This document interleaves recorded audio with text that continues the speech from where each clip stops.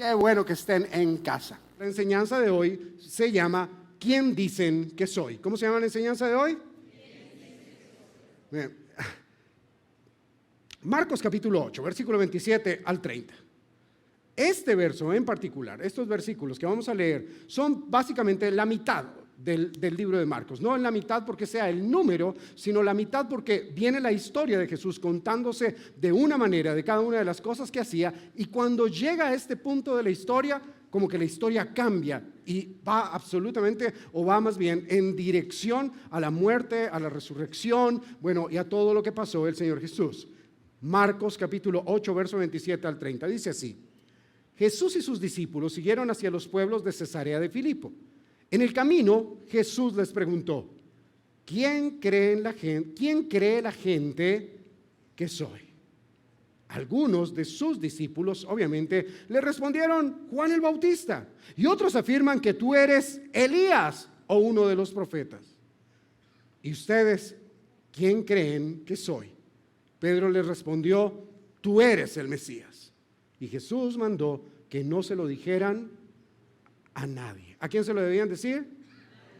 Piensen en esto. En medio de la historia de Jesús, va caminando con sus discípulos y vienen hablando de cualquier cosa. Y la gente es muy simpática. Entonces Jesús se voltea, mira a sus discípulos y dice: muchachos, ¿qué dice la gente? ¿Quién dice la gente que soy yo? ¿Qué piensa la gente de mí? ¿Qué es lo que habla la gente?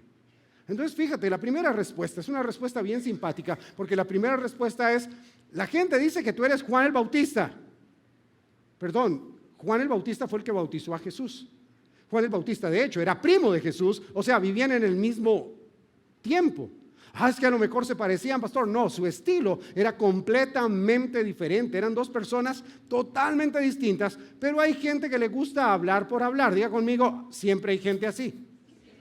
No, mentiras, eso solamente pasaba en el siglo I, eso ya 20 siglos después, todas esas mañas ya se han perdido, ¿verdad? Pero hay gente que le gusta hablar por hablar, y fíjate, decían cosas vos. O sea, la gente dice que tú no eres Jesús, sino que eres Juan el Bautista.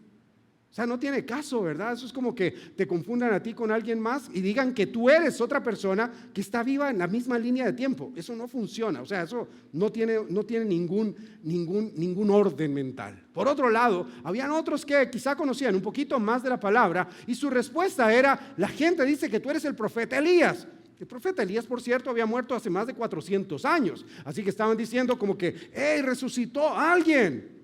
Y a la verdad, pues Jesús les pregunta eso porque quiere escuchar qué pensaba, cuál era la imagen que estaba quedando en la gente de los demás. Lo interesante es que le pregunta a sus discípulos: ¿y ustedes quién creen que soy? Y la respuesta de sus discípulos, o de uno de sus discípulos, que era Pedro, que uno no sabe. Bueno, la Biblia dice que respondió porque el Padre lo había revelado, pero realmente Pedro decía cualquier cosa. Pedro metía la pata un montón de veces y de todo, pero bueno, está bien así. Pero le dice: tú eres el Mesías. Wow, y ahí cambia toda la historia, porque Jesús les dice: ok, ya no se lo digan a nadie más. Ahora fíjate que algo bien importante en medio de nosotros es saber y tener claro qué tan importante para ti y para mí es lo que los demás están diciendo acerca de nosotros. Porque eso muchas veces nos lleva a cambiar, muchas veces nos lleva, tenemos una dirección, pero si dicen algo: no me gusta eso, entonces nos vamos para otro lado. O a lo mejor, ¿sabes qué? Tú y yo tenemos una imagen de otras personas, y hay gente que conocemos y a la primera vez que los conocemos no nos cayeron bien, y ahora no los podemos ver nunca porque ya nunca más nos cayeron bien, porque tenemos una imagen de alguien, y eso hace que nos perdamos el poder conocer otras personas. Sí, el hecho de que alguien a la primera no te caiga bien no significa que no deban caerse bien nunca. No, uno tiene derecho a conocer a las personas. O a lo mejor tú tienes una percepción, inclusive hasta mental, ¿verdad? Ya hay cierto tipo de personas que tú conoces, que has visto, y entonces tú ya te haces una imagen de la gente y dices: no, esta persona debe ser así porque así son los que se visten así son los que se peinan así son los que esto. Y entonces automáticamente tú te estás alejando de todos los demás.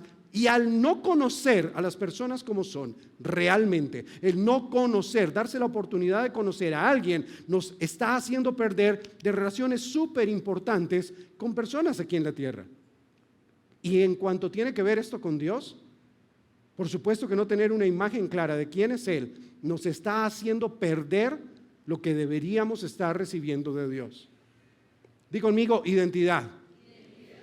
Identidad es lo primero que tenemos que mirar y hablar aquí. ¿Por qué? El diccionario dice que la identidad es el conjunto de rasgos propios de un individuo o de una colectividad que los caracteriza frente a los demás.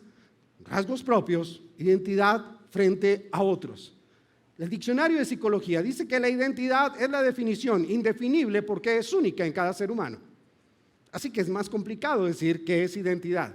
En el caso de Jesús, él tenía muy claro quién era, pero la gente como que no. Y cuando te digo que en este evangelio, en el evangelio de Marcos, el evangelio de aquel que muestra a Jesús como alguien que está todo el tiempo en acción, en ese evangelio en particular, esa pregunta surge por lo menos en más de 7 capítulos, en los primeros 7 capítulos, surge una y otra vez. Por favor, mira a la persona que tienes al lado y pregúntale esto: ¿Jesús era Dios? Al lado, yo no estoy al lado de ustedes, así que les agradezco mucho que me miren, pero sí. Claro que correctamente, semánticamente sería: ¿era Jesús Dios? ¿Jesús era Dios? Marcos capítulo 2, versículos 6 y 7. Dice: algunos maestros de la ley, ¿algunos qué? Que estaban allí sentados pensaron: ¿cómo se atreve a hablar así? Esto es una blasfemia. Dios es el único que puede perdonar los pecados. Déjame y te pongo en contexto en esta historia. En el capítulo 2 de Marcos, Jesús capítulo 1 ya ha sanado un montón de gente, entre esos sana un leproso. A ese leproso le dice: no le cuentes a nadie. El leproso sale feliz, sanado de su lepra, y no le hizo caso al Señor. O sea, no le importó el milagro, la obediencia valía nada. Así que este leproso fue a contarle a todo el mundo, y en algún momento llega Jesús a casa, quiere descansar, pero en lugar de eso empieza a llegar gente enferma, empieza a llegar gente con problemas, y el Señor Jesús les está allí predicando. Entre esos que llegan 4 amigos con alguien en una camilla. Gracias. Llegan en una camilla, llevan a este personaje enfermo y no encuentran cómo pasar. O sea, no había corredores, no había un orden, todo el mundo estaba agolpado en la casa, y en lugar de eso les pareció una gran idea interrumpirlo todo. ¿Interrumpirlo cómo? Bueno, abriendo un hueco en el techo. O sea, eso era mejor que gritaran permiso. Imagínense, desordenan toda la reunión. Y cuando bajan al paralítico, el paralítico llega allí y Jesús se queda mirándolo y le dice: hijo, tus pecados te son perdonados. O sea, no le dijo nada más, solamente le dijo: tus pecados son perdonados. Los maestros de la ley, dice este verso, el verso 6 del capítulo 2, dice: algunos maestros de la ley. Y por favor, quiero que de aquí en adelante vamos a leer y van a haber más maestros de la ley. Por eso quiero pedirle un favor. Cuando yo diga maestros de la ley, usted va a hacer tan, tan, tan. ¿Puede hacerlo? Ok. Dice: algunos maestros de la ley que estaban allí sentados pensaron: ustedes son lo máximo. Sí, o sea, la agarraron súper bien. ¿Cómo se atreve a hablar así? Esto es una blasfemia. Dios es el único que puede perdonar pecados. Solamente lo pensaron, pero Jesús veía las caras y sabía que estaban pensando. Y entonces Jesús los mira y los dice: a ver, ¿qué es más fácil? Decirle a este hombre: tus pecados te son perdonados, o levántate, toma tu camilla y anda. Se quedaron callados. Y les dice: ok, levántate, toma tu camilla y anda. Y el hombre se levantó, agarró su camilla y se fue. Feliz. Primero no tuvo cómo entrar, después tuvo muy fácil cómo salir. Esto solamente a mí me puede hablar de algunas cosas, pero pues no es el tema central. Estamos hablando de que si Jesús era Dios, si solo Él podía perdonar pecados, ¿cómo fue que este hombre termina levantándose? ¿Y cómo es que Jesús termina equiparando, haciendo exactamente lo mismo, los pecados o una sanidad, y los pone exactamente en el mismo plano?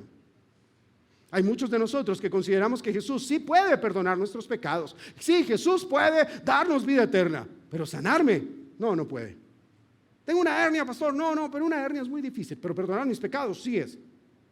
Te pregunto, ¿cómo es un pecado? No cómo se comete, no. Sino cómo es un pecado. ¿Lo has visto? ¿Has visto al pecado alguna vez? ¿A qué huele el pecado? ¿Cómo se ve el pecado? ¿Alguien lo ha visto como tal? Fíjate, es algo espiritual. Fíjate que este hombre necesitaba que algo espiritual fuera descargado de su vida. Porque, si te pregunto, ¿cuánto pesa la culpa que acompaña al pecado? Esa tenía paralítico este hombre. Y a muchos no nos tiene paralíticos, pero sí nos ha tenido en la misma situación, detenidos en la vida, llenos de temor, llenos de decepción hacia nosotros mismos y no nos permite avanzar.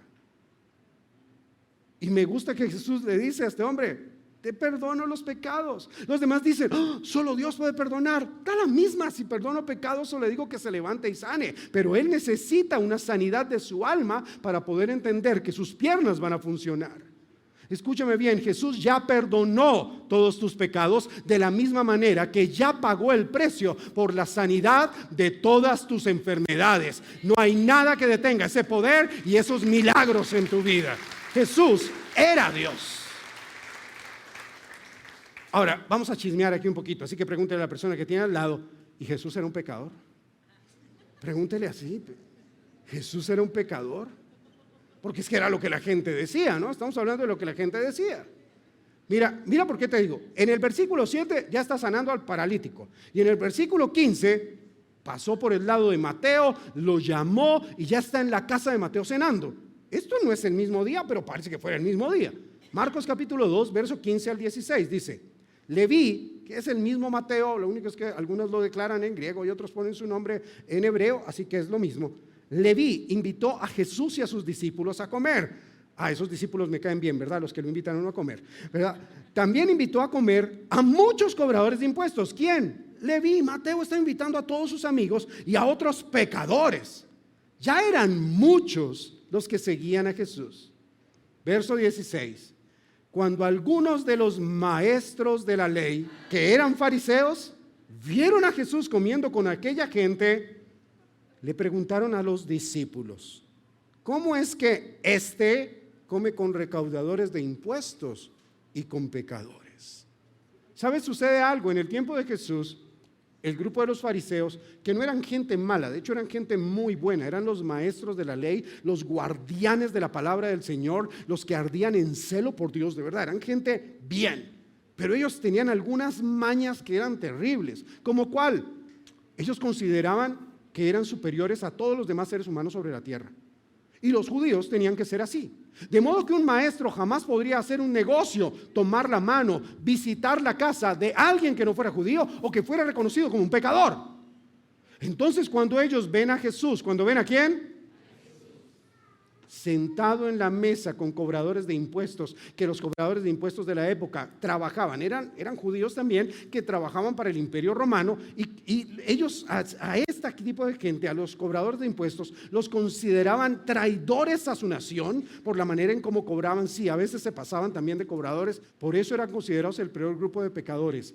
Y cuando ven a Jesús, fíjate en algo, y quiero resaltarte esto: hablaban de que Jesús era un pecador, pero eran tan cobardes que no eran capaces de decírselo a Jesús.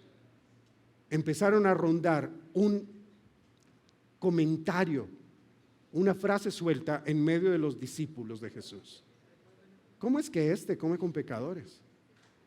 Lo rebajaban por completo. ¿Cómo es que él, su maestro, si es que llega a ser maestro, mira que ponen en tela de juicio todo en su vida, come con pecadores? ¿Jesús era un pecador?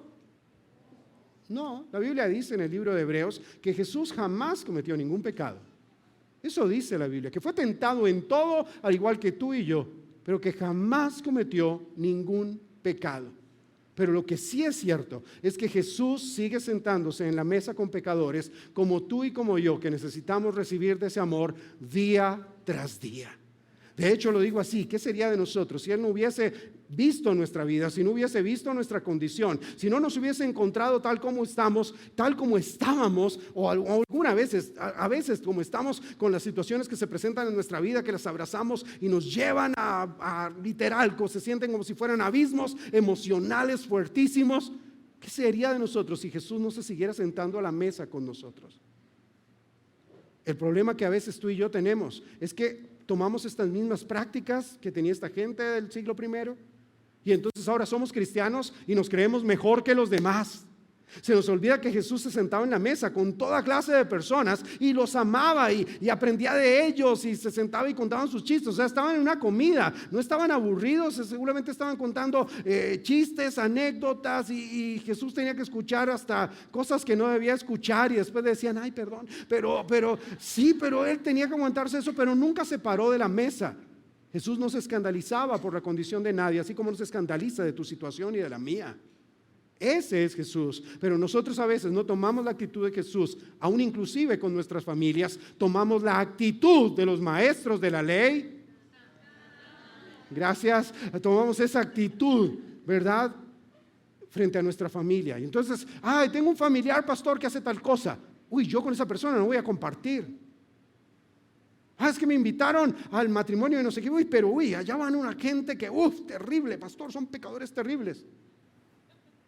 Se nos olvida que quien se sentó a nuestra mesa, quien llamó a nuestro corazón, quien nos ha guiado para que ahora nuestra vida sea transformada por su palabra es Jesús.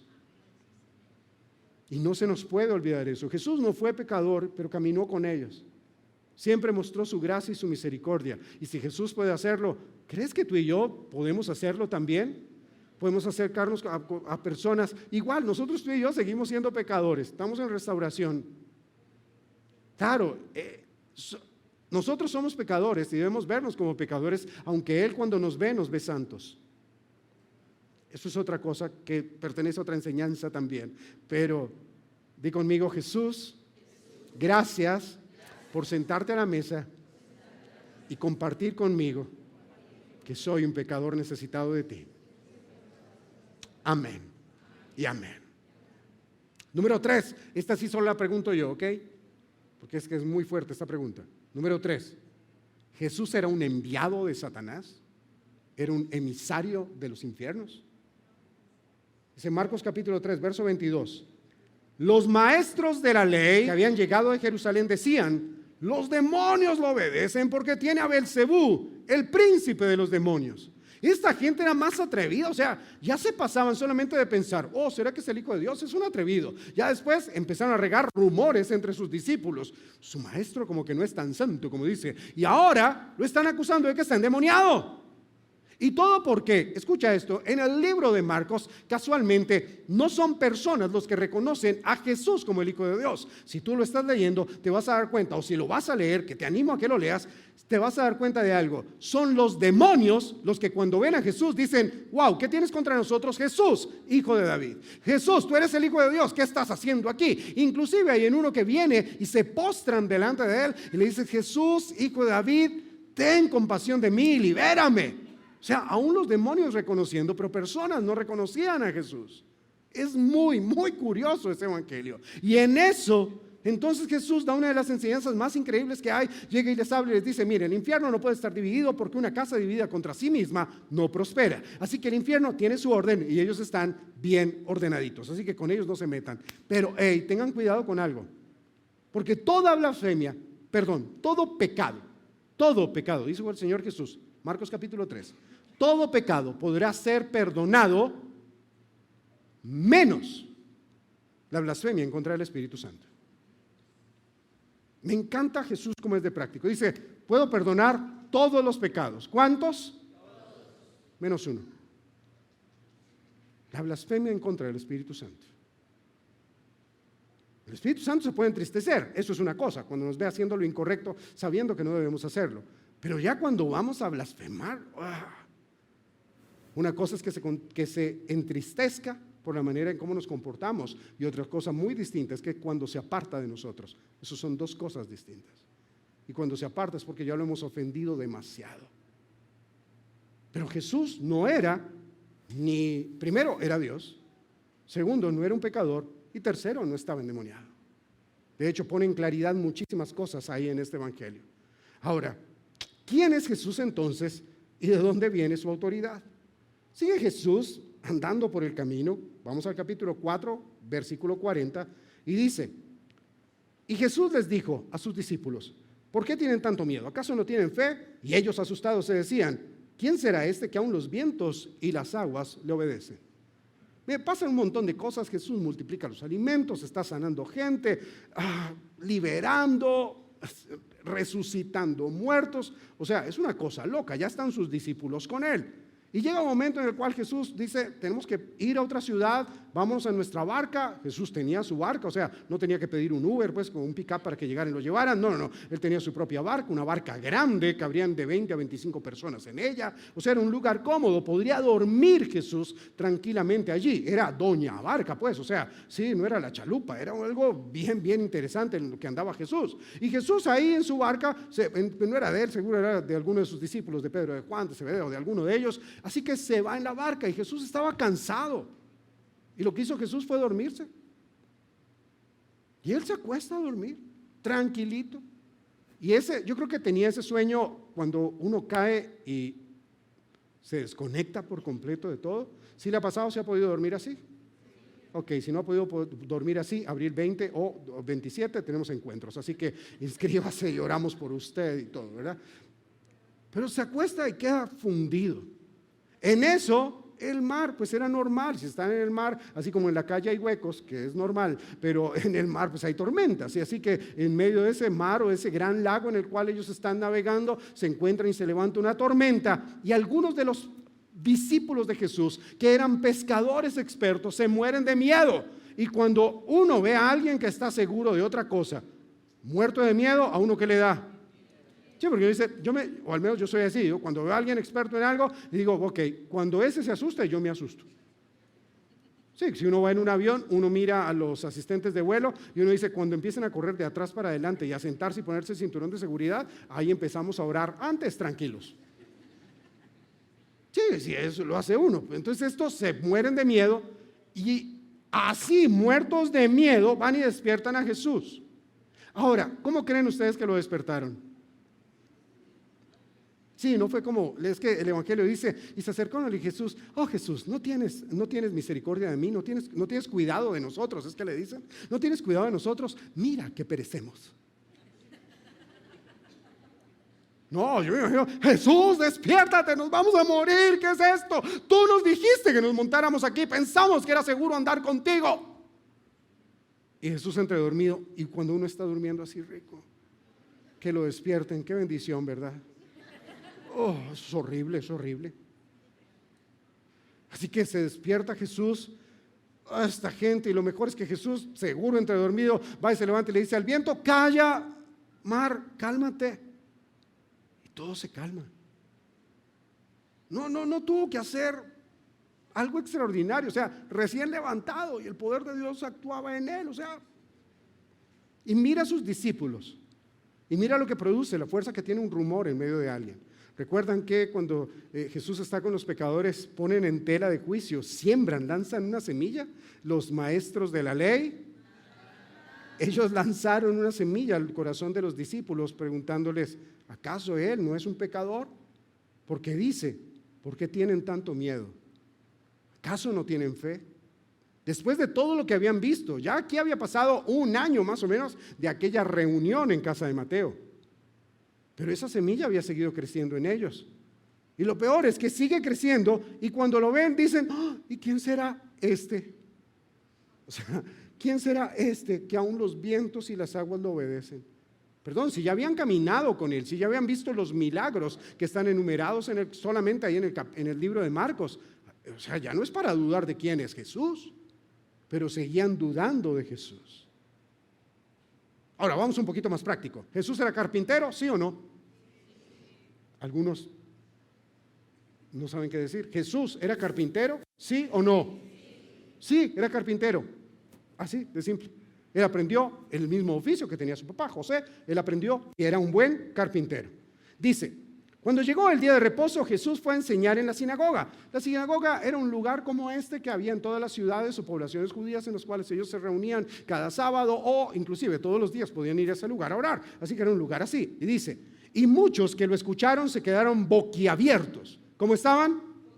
Y se preguntaban. Mira lo que preguntaban. O sea, se quedaban admirados, maravillados por los milagros que estaban viendo. No era cualquier cosa. O sea, dice que Jesús estaba allí haciendo milagros, lo escucharon y quedó increíble. Y decían esto, ¿de dónde sacó tanta sabiduría y el poder para hacer los milagros que hace? Pues es el carpintero. ¿Es el qué? ¿Es el qué? Estaban en la sinagoga escuchando un maestro, pero ellos dicen, no es un maestro de la ley, es él. Hijo de María, hermano de Jacobo, que es Santiago, ¿verdad? El que escribe la carta de Santiago, José, Judas, no el que lo traicionó, sino otro Judas que escribió luego la carta de Judas, y Simón y sus hermanas viven aquí mismo. Y estaban escandalizados. Es increíble esto, porque Jesús sí era carpintero, pero fíjate, la gente veía a Jesús, y por eso te hablaba, de acuerdo a la manera como ellos veían a Jesús, era lo que podían recibir de Jesús. Se maravillaron por lo que escucharon y dijeron, ¿de dónde saca tanto? Si es que nosotros siempre lo vimos haciendo muebles. Alguno que lo vio seguramente allí enseñando en la sinagoga, llegó y dijo, uy, ahorita le digo porque una mesita de las que me vendió, que está chonetica ahora que termine le digo para que me la arregle. O sea, claro, porque esa era la imagen que tenían de él. Lo triste es que algunos otros de los evangelios, Mateo o Lucas, que presenta este mismo pasaje, dice, y Jesús en aquel lugar, su ciudad, su casa, no pudo hacer allí muchos milagros a causa de la deshonra que estaban presentando hacia él. Sí, pero lo conocimos. Seguramente alguna señora decía, pero mire ese Chuchito, él corría con su Mercedes y miraba a su hijo y le decía, él era amiguito suyo, ¿se acuerda? Ustedes jugaban a las escondidas. Así era como hablaban, y entonces se quedaron con esa imagen de Jesús. Por causa de eso no podían recibir de Jesús lo que debían de recibir de él. Creo que a ti y a mí también nos pasa con personas que a veces dejamos de ver durante un tiempo, pero se queda un juicio de valor en nosotros hacia ellos. Y cuando quedamos con esos juicios de valor negativos hacia las personas, nos perdemos lo que esas personas son ahora. Porque todas las personas estamos cambiando, todos cambiamos, de un momento a otro vamos cambiando, vamos creciendo un poco más, vamos madurando, es lo normal. De repente algunos no, pero es lo normal que todos crezcamos. Y en medio de ese crecimiento necesitamos descubrir lo que es. Y cuando estas personas veían a Jesús como un simple carpintero, se estaban perdiendo de todo lo que el reino de los cielos, no lo que solamente Jesús, sino lo que el reino de los cielos tenía para ofrecerles a ellos. Maestros de la ley nunca conocieron a Jesús porque siempre se quedaron con su opinión. Algunos de sus familiares, de hecho, Santiago, Judas, ellos vienen a reconocer el señorío de Jesús un tiempo después porque hasta su familia decía, Jesús está loco. Lo reconocen después de su muerte y su resurrección. Pero aquí la pregunta no es quién era Jesús para ellos cuando caminó en ese tiempo. La verdadera pregunta hoy aquí es, ¿quién es Jesús para ti? Porque de allí parte todo. De ahí parte todo. Digamos, mi mamá, ella tiene su manera de ver a Jesús. Mi mamá dice, no, es que Jesús para mí es el Dios de mis imposibles. Porque cuando ella conoció al Señor fue a causa de muchas oraciones que le hizo y el Señor le daba respuesta a situaciones que veía imposibles. Pero esa es la imagen que tiene ella. ¿Cuál es la imagen que tienes tú? Porque hay gente que tiene la imagen de que Jesús, no, Jesús era un maestro iluminado.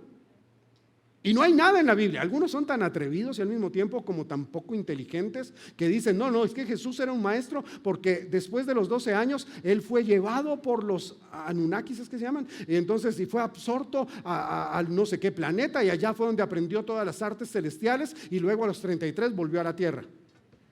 Y entonces, ¿por qué la gente que vivía en su pueblo lo podía reconocer y podían decir, pero si él es carpintero de toda la vida? No, Jesús no fue de esos. Jesús fue uno que, ¿saben qué? Él se fue a las montañas del oriente, a los Himalayas y allí con los Sherpas y con otra gente, allí aprendió toda la sabiduría oriental. No, Jesús es un sanador, pastor, Jesús es un sanador. Jesús es un buen maestro. No, eso no es Jesús. Son algunas de las cosas que hace Jesús, enseña, sana, perdona, pero no es lo que Él es. Y de acuerdo a la concepción que tú tengas de Jesús, asimismo va a ser lo que tú puedas recibir de parte de Él, así como también lo que te puedes perder de Jesús. Porque hay muchas cosas que hemos dejado de recibir a causa de que alguien nos dijo o tenemos una imagen de cómo es Jesús. Porque existe algo que se llama la percepción. ¿Puedes decir conmigo percepción? Sí, percepción. De acuerdo al diccionario, dice que percepción es la manera como interpretamos la información externa e interna que recibimos a través de nuestros sentidos, de modo que puedan tener un significado para nosotros. De eso, la percepción se elabora a través de distintos procesos sensoriales. Cuando me refiero a sensoriales, me refiero a tus sentidos: ojos, vista, gusto, olfato, ¿sí? Tacto. Ahora, también un proceso simbólico. ¿Por qué? Porque organizamos los datos de las personas que vemos, los estructuramos, los interpretamos y decimos qué es lo que significa para nosotros esa persona. Y le colocamos un lugar: es una buena persona, mala persona, es una persona sonriente, es una persona feliz, vale la pena pasar tiempo con esa persona, es simpática, es agradable. Le ponemos algo simbólico allí y luego viene ese proceso afectivo en el cual nos unimos con otras personas a través de, sí, lo que podemos experimentar a través de ellos. Y así es como de alguna u otra manera vamos teniendo la percepción. ¿La qué? De quién es Él, de quién es Jesús también. Es exactamente igual, se desarrolla igual. Lo curioso es que de los discípulos de Jesús que habían caminado con Él, que en el caso de Marcos los coloca como que los discípulos llegaron después del bautismo, Juan, a diferencia de Evangelio de Juan, que los coloca llamados antes, igual que en Lucas. Bueno, el orden no importa tanto, pero sí tuvieron que haber estado antes, porque Marcos no era discípulo de Jesús. Marcos fue un discípulo más formado por Pablo, por Bernabé y por Pedro, tiempo después ya de la muerte de Jesús.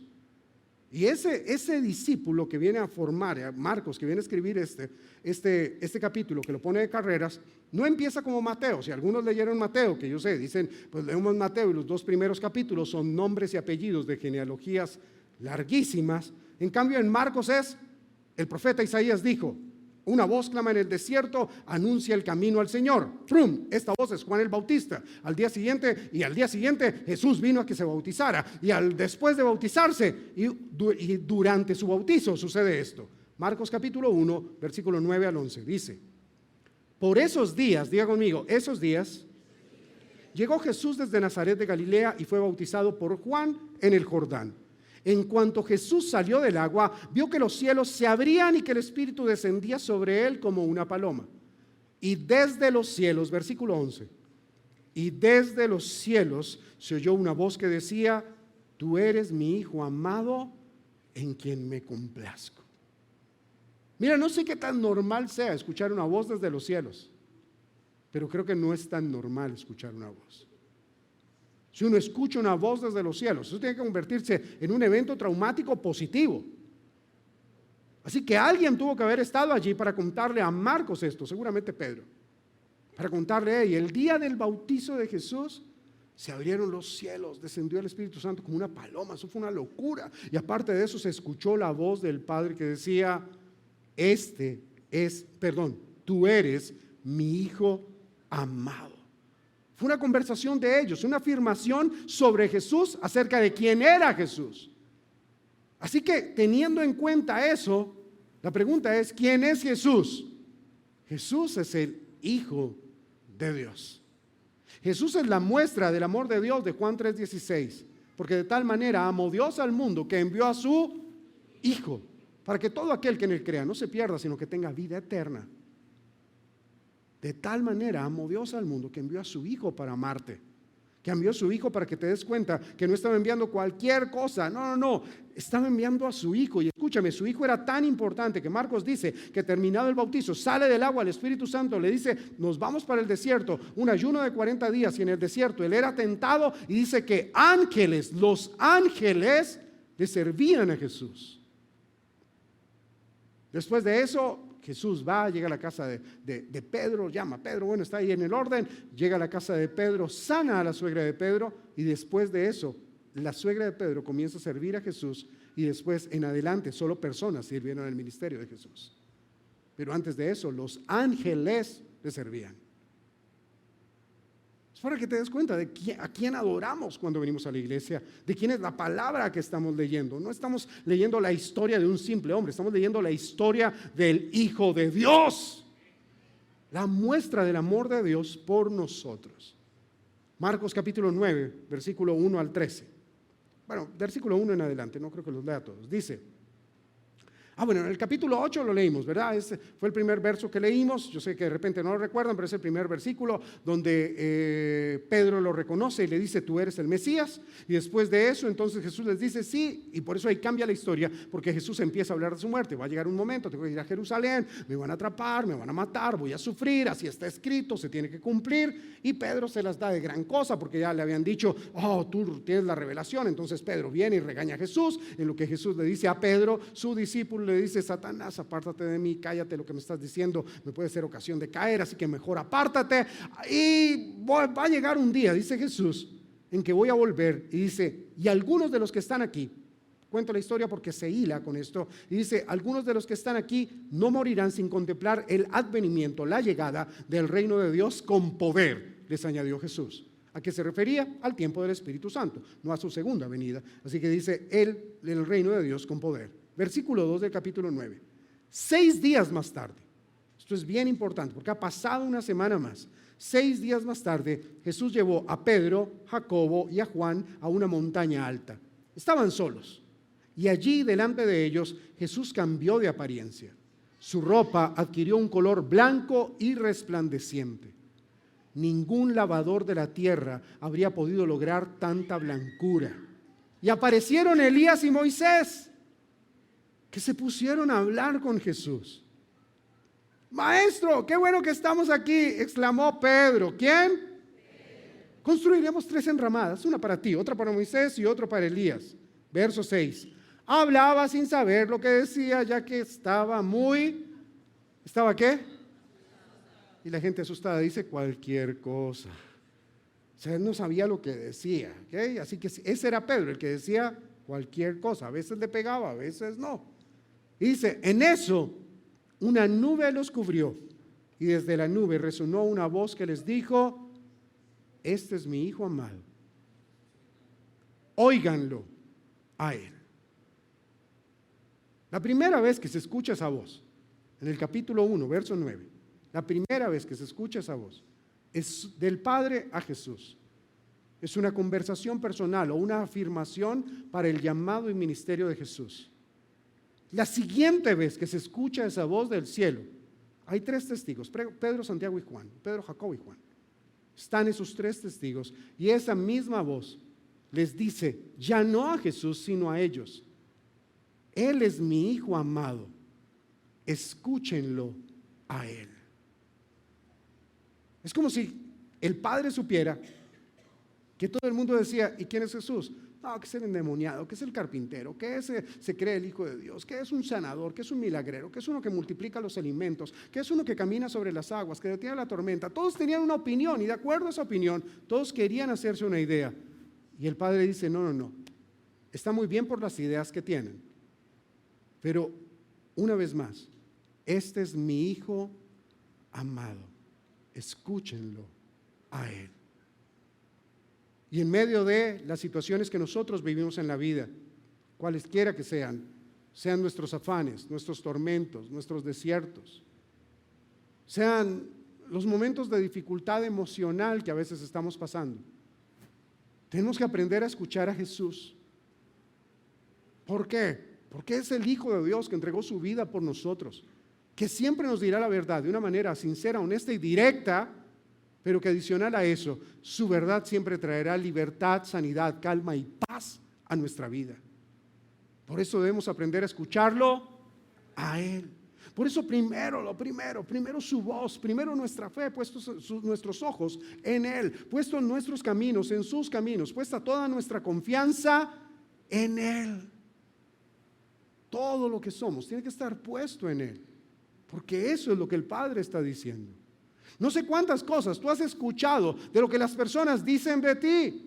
Hay personas que podrán decir de ti que eres bueno, que eres malo, que eres un ganador, que eres un perdedor, que eres un bueno para nada o que eres excelente para todo. Ok, está bien por las opiniones que tengan las personas acerca de ti, de tu identidad, pero ¿sabes qué? Hay una opinión que importa más que la opinión de todos en el mundo. Es la opinión de Dios, que Dios cuando te ve, no ve a una persona que ha tenido altas y bajas en su vida. No. Dios cuando te ve a ti, dice, él es mi Hijo amado, ella es mi hija amada. Y esa es la opinión que más tienes que guardar tú y valorar en tu corazón. Sin importar la temporada que estés viviendo, eso es lo que más debes valorar. Estoy en una tormenta. Ok, pero Jesús sabe calmar las aguas de la tempestad. Jesús supo cómo pasar el tiempo en el desierto. Jesús supo cómo hacerlo. Ok, entonces voy a atesorar lo que Él tiene para decirme a mi vida.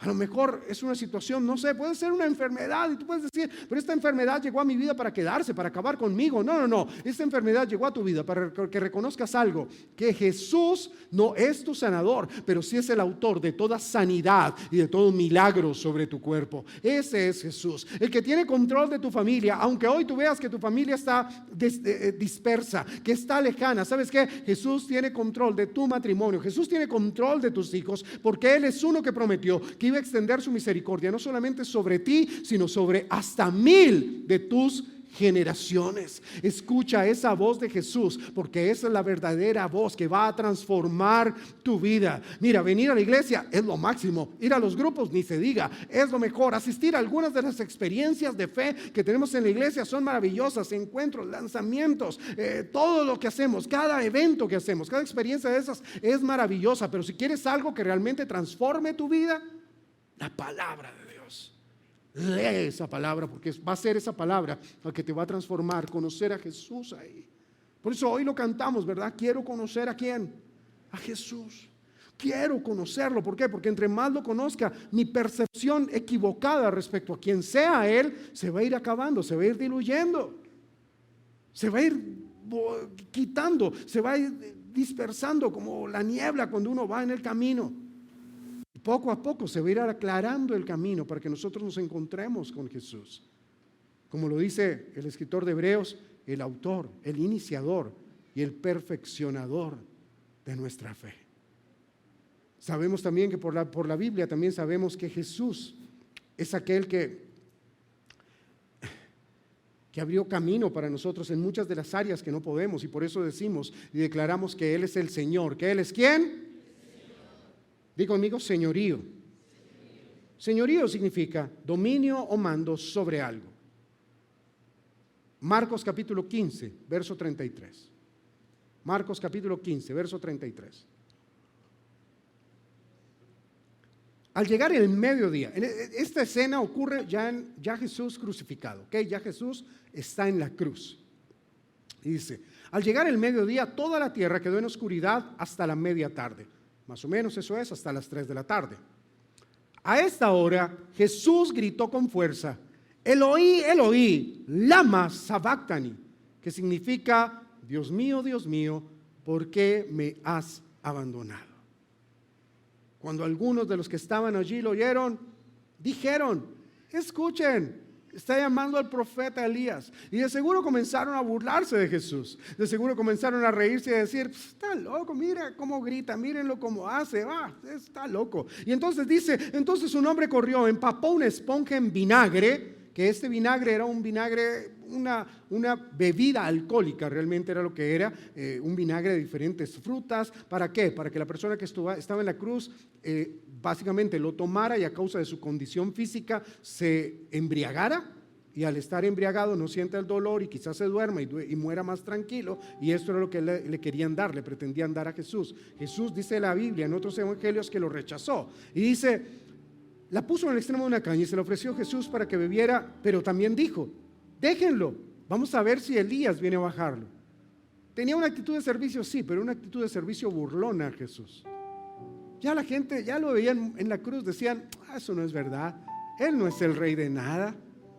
Y se burlaban, y estaban allí, seguro, no sé cómo puede vivir gente así, pero ok, estaban allí. Verso 37. Entonces Jesús, dando un fuerte grito, murió. El velo del templo se rasgó en dos, de arriba a abajo. Esto es bien importante entenderlo. El templo era un lugar donde habían muchos lugares, escalinatas, plazoletas, lugares de sacrificio, cosas así. Había un lugar que se llamaba el lugar santo, donde presentaban panes, ofrendas. Ese era el lugar donde se presentaban las ofrendas cotidianas, diferentes cosas. Y había un lugar que era el lugar santísimo. A ese lugar y en ese lugar estaba algo que para los judíos representaba la presencia de Dios, el arca del pacto. A ese lugar no entraba cualquiera. De hecho, solo podía entrar el sumo sacerdote una vez para año o cada vez que tuviera el turno de poder hacerlo. Así que esa presencia de Dios estaba oculta para todos. Pero cuando dice aquí el verso 38, después de la muerte de Jesús, del grito de Jesús, Padre, en tus manos encomiendo mi espíritu, exhaló Jesús y el templo se rompió, el velo se rompió de arriba abajo, indicando que era Dios mismo quien abría la puerta para que su presencia quedara expuesta a todo aquel que se quisiera acercar a él. No fue una iniciativa humana. Si hubiese sido una iniciativa humana, se hubiese roto de abajo hacia arriba.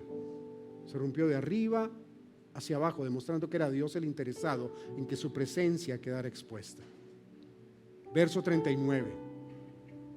El centurión, quien no estaba en el templo, aunque desde el monte donde murió Jesús se veía el templo, pero que el centurión romano, el jefe de la guardia romana que estaba a cargo de la muerte y la crucifixión de Jesús, estaba frente a Jesús, y al oír el grito y ver que él estaba muerto, dijo: verdaderamente este hombre era el Hijo de Dios. Es increíble cómo muere Jesús, su presencia queda expuesta, y alguien que no ha visto lo que está sucediendo en otro lugar quedó expuesto a esa presencia de Jesús. Y dice: Él era el Hijo de Dios. Tú y yo tenemos que verlo a Él como el Hijo de Dios, como el que nos amó de esa manera. Es que es un amor demasiado loco. No sé si alguna vez te has pensado: ¿qué sería de mi vida sin Jesús? Yo sí lo he pensado, y de hecho, pues como conozco al Señor hace un par de años atrás, pues entonces hace un par de años habían canciones de Jesús Adrián Romero que eran bien bíblicas, pero algunas bien corridas. Y entonces decía una: ¿qué sería de mí si tú no me hubieras alcanzado? ¿Dónde estaría hoy si no me hubieras perdonado? Sería como un pájaro herido que se muere en el suelo. O sea, lo pone. Jesús Adrián es un gran artista, aparte de ser un adorador increíble, pero en medio de su poesía dice: sería como un ave, una paloma que pasó un carro y la dejó mal herida en el camino. No muerta, solamente mal herida y gravemente herida, a punto de morir.